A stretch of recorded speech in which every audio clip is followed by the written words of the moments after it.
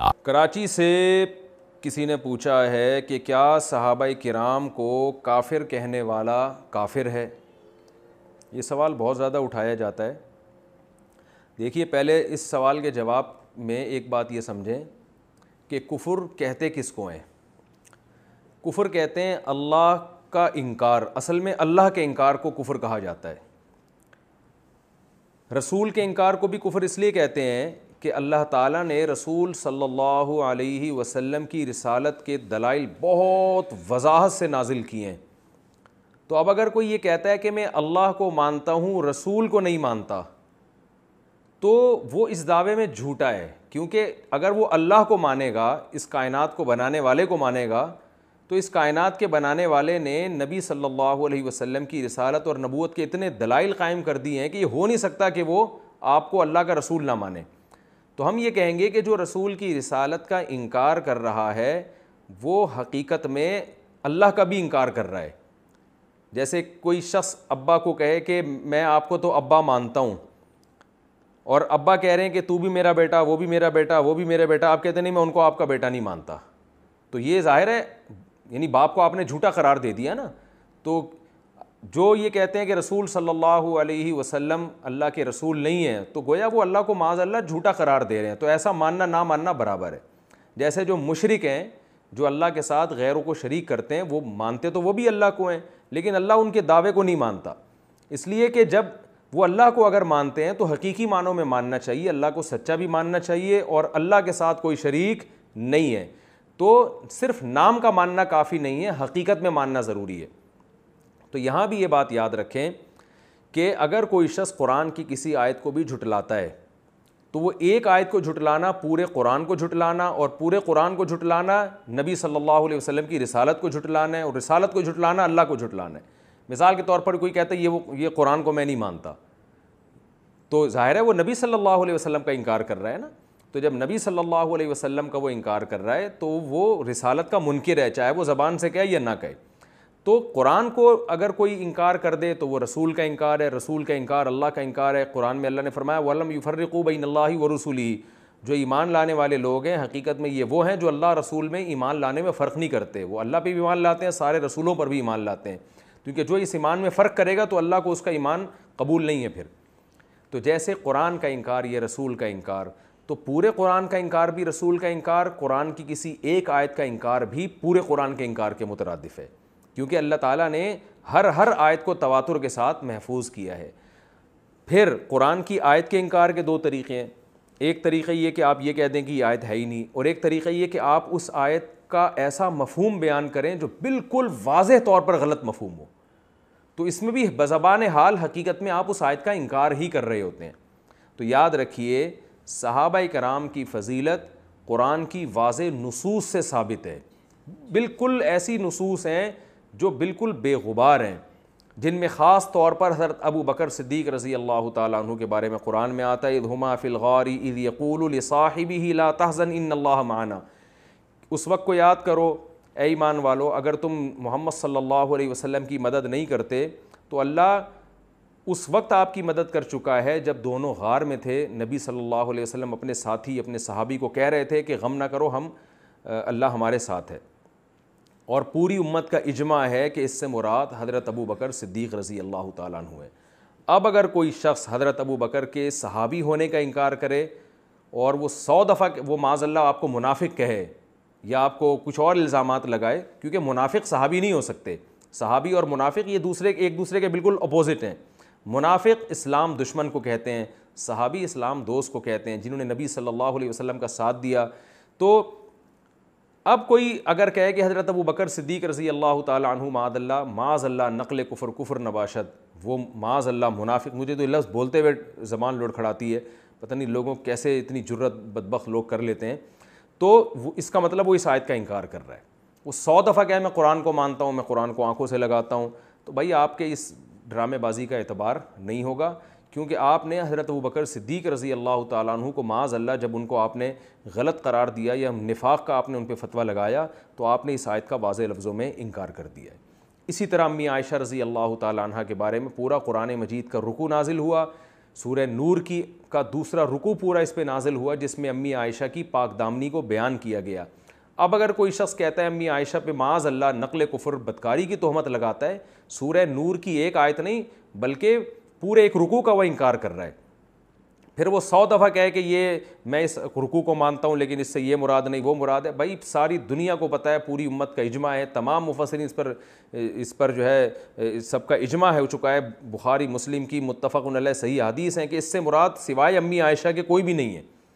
تو ایسے موقع پہ اگر کوئی شخص تہمت لگاتا ہے امی عائشہ رضی اللہ تعالیٰ عنہ پر تو وہ اسلام سے بالکل خارج ہے۔ تو یاد رکھیں جن صحابہ کا نام لے کر قرآن و سنت میں یا اشارہ کر کے واضح اشاروں کے ساتھ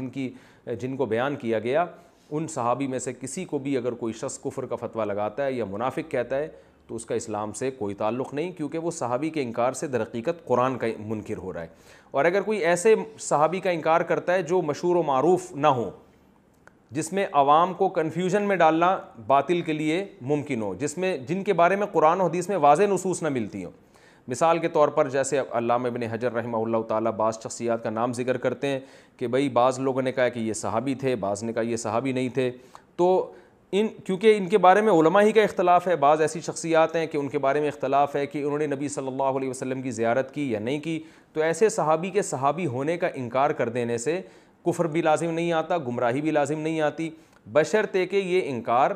کسی دلیل کی بیس پر ہو، ہٹ دھرمی اور ضد کی بیس پہ نہ ہو، اس لیے نہ ہو کہ آپ کو ان سے ذاتی بغض ہے، ذاتی نفرت ہے۔ تو یہ خوب اصولی طور پر یاد رکھیں کہ امت کا صحابی کے بارے میں اجماعی عقیدہ یہی ہے کہ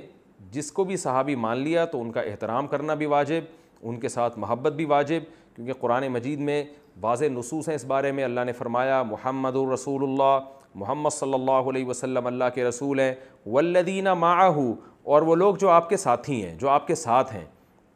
اشداء علی الکفار رحماء بینہم، اللہ نے ان کی صفات بیان کی اور آپس میں رحم دل ہیں اور دشمنوں پر بہت سخت ہیں، تراہم رکعا سجدا یبتغون فضلا من اللہ ورضوانا، اے مخاطب جب تم ان کو دیکھو گے تو رکوع اور سجدے ہی میں دیکھو گے، یہ تو ان کی ظاہری حالت ہے، اور ان کی جو دل کی کنڈیشن ہے وہ اللہ بیان کرتا ہے۔ دیکھیں منافق بھی رکوع اور سجود کیا کرتے تھے، لیکن اللہ نے فرمایا یہ منافق نہیں ہے، یبتغون فضلا من اللہ ورضوانا، ان کے رکوع اور سجود سے مقصد صرف اور صرف اللہ کی رضا ہے۔ یہ سورہ فتح کی آخری رکوع کی میں ترجمہ کر رہا ہوں لفظ بلفظ۔ تو اتنی واضح طور پر اللہ نے صحابہ کے بارے میں بیان کر دیا کہ یہ منافق نہیں ہے، تو بلکہ یہ اللہ کی رضا کے لیے رکوع اور سجدہ کیا کرتے ہیں۔ تو آپ خود سوچیں کہ جو صحابہ کو منافق کہے گا اور کہے گا سوائے 5 6 اور 8 10 کے علاوہ باقی سارے معاذ اللہ منافق تھے، وہ تو قرآن کی اس آیت کا انکار کر رہا ہے، تو اس لیے اس کے کفر میں دو رائے نہیں ہو سکتی۔ اور ہاں کسی کا منافق ہونا واضح دلائل سے ثابت ہو جائے، جیسے عبداللہ بن ابی کا منافق ہونا صحیح احادیث سے ثابت ہے، تو ایسے شخص کو منافق کہنے سے کافر نہیں ہوتا، کیونکہ جو منافق ہے وہ صحابی نہیں ہے۔ اچھا یہاں ایک ہٹ دھرمی لوگ یہ بھی کرتے ہیں کہ صحابی کے مفہوم ہی کو چینج کر دیا، وہ کہتے ہیں کہ جی ہم تو صحابی کو کافر کہنے والے کو کافر سمجھتے ہیں، لیکن صحابی کی ڈیفینیشن انہوں نے خود سے بنا لی ہے کہ فلاں فلاں فلاں تو صحابی ہیں، فلاں فلاں فلاں صحابی نہیں ہیں، تو یہ بھی ضد اور ہٹ دھرمی ہے۔ تو صحابی وہ جس کو نبی صلی اللہ علیہ وسلم نے جن کے ساتھ صحابہ والا سلوک کیا، صحابی وہ جن پر امت کا اجماع ہے اہل سنت والجماعت کا کہ یہ صحابی ہیں۔ تو آپ نے اپنے مسلک کے لحاظ سے خود سے یہ کسوٹی اپنے ہاتھ میں لے کے لوگوں کو صحابی اور غیر صحابی قرار دینا شروع کر دیا، اس کا شرعی اعتبار نہیں ہے۔ اور صحابی کو جو لغوی ڈیفینیشن ہے، جس نے نبی صلی اللہ علیہ وسلم کی صحبت یہ صحابی کا لفظ صحبت سے نکلا ہے، جس نے بھی نبی صلی اللہ علیہ وسلم کی صحبت اٹھائی، جب تک 2 ٹوک دلائل کے ساتھ اس کا منافق ہونا ثابت نہیں ہوتا اس کو صحابی ہی کہا جائے گا۔ اور یاد رکھیں کسی بدعملی کی وجہ سے کسی کو صحابی کی فہرست سے نہیں نکالا جا سکتا، کیونکہ صحابہ کے بارے میں یہ عقیدہ ہے ہی نہیں کہ ان سے غلطی نہیں ہو سکتی، غلطی ہونے کے باوجود وہ صحابی ہیں، اور ان سے اچھا گمان رکھنا اور ان سے محبت کرنا یہ ہمارے ایمان کا جزو ہے۔ کسی غلطی کی بیس پر کسی کو اسلام سے خارج کر دینا، اس کے بارے میں جو ہے نبی صلی اللہ علیہ وسلم نے فرمایا جس نے کسی مسلمان کو کافر کہا تو یہ کفر کا جملہ دونوں میں سے ایک کی طرف جائے گا، وہ نہیں ہوگا تو آپ کافر ہو جائیں گے۔ تو اس لیے بڑا حساس مسئلہ ہے۔ ہماری رائے جو امت کی اجماعی رائے ہے وہ یہی ہے کہ کسی بھی صحابی کو کافر کہنے سے انسان خود کافر ہو جاتا ہے۔ اور بعض تو ایسے صحابہ ہیں جن نے اہل بیت نے ان کے صحابی ہونے کی گواہی دی ہے، آج بہت زیادہ طعن و تشنیع کی جاتی ہے حضرت معاویہ رضی اللہ تعالیٰ عنہ پر، ان کو صحابی کی فہرست سے نکالنے کی کوشش کی جاتی ہے۔ حضرت عبداللہ ابن عباس رضی اللہ تعالیٰ عنہ سے، یہ صحیح بخاری کی حدیث آپ کے سامنے پیش کر رہا ہوں، ان سے کسی نے فرمایا کہ حضرت معاویہ ایک رکعت وتر پڑھتے ہیں، تو ایک روایت میں آپ نے فرمایا دعہ فإنہ فقیہ، ان کو اپنے حال پہ چھوڑ دو، وہ فقیہ ہیں۔ اور ایک روایت میں فرمایا کہ انہ قد صحب النبی صلی اللہ علیہ وسلم، انہوں نے نبی کی صحبت اٹھائی ہے، تو صحبت اٹھانے والے ہی کو تو صحابی کہتے ہیں۔ تو خود اہل بیت اس بات کی گواہی دے رہے ہیں کہ حضرت معاویہ صحابی بھی ہیں، اور عام صحابہ کی طرح نہیں، بلکہ صحابہ میں ایک اونچا مقام جو فقہا کو ملتا ہے، یعنی عام نارمل صحابی بھی نہیں ہیں بلکہ فقیہ صحابی ہیں۔ تو خود اہل بیت کی اس بارے میں گواہی موجود ہے، اس لیے کسی بھی صحابی کا انکار کرنا اور ان کو صحابی کی فہرست سے باہر نکال دینا یہ بڑا خطرناک مسئلہ ہے۔ اس بارے میں حضرت مفتی رفیع عثمانی صاحب کا بڑا اچھا بیان سامنے آیا تھا کہ اپنے مسلک کو چھوڑو نہیں، دوسرے کو چھیڑو نہیں، دوسرے اگر آپ کی بات نہیں مانتے تو چھوڑ دیں ان کو اپنے حال پہ، وہ قیامت میں جواب دیں گے۔ ملک میں تخریب کاری نہ کریں، لیکن اپنے عقیدے کو مضبوطی سے تھامیں کہ ہم کسی صحابی کا انکار نہیں کرتے، اور کسی بھی صحابی کو کوئی شخص جو ہے اگر معاذ اللہ نقل کفر کافر سمجھتا ہے تو ہم اس کو مسلمان نہیں سمجھتے۔ باقی کسی مسلک کا نام لے کے اس کو کافر قرار دینا کہ فلاں مسلک کافر ہے، یہ اس لیے مشکل کام ہے کہ آج کل ہر مسلک میں ہر طرح کے لوگ ہوتے ہیں، تو کوئی ایک عقیدہ سب پہ تھوپا نہیں جا سکتا، ہر طرح کے لوگ معتدل بھی ہوتے ہیں، متشدد بھی ہوتے ہیں، تو اصولی بات کی جائے گی کہ صحابہ کو کافر کہنے والا ہم اس کو قطعاً مسلمان نہیں سمجھتے۔ باقی کون کہتا ہے کون نہیں کہتا یہ ان کا ہیڈیک ہے، یہ ہمارا ہیڈیک نہیں ہے۔ ہم ملک میں تخریب کاری اور نفرت آمیز تقریروں کو ہم اچھا نہیں سمجھتے۔ اللہ تعالی ہم سب کو سمجھنے کی، عمل کرنے کی توفیق عطا فرمائے۔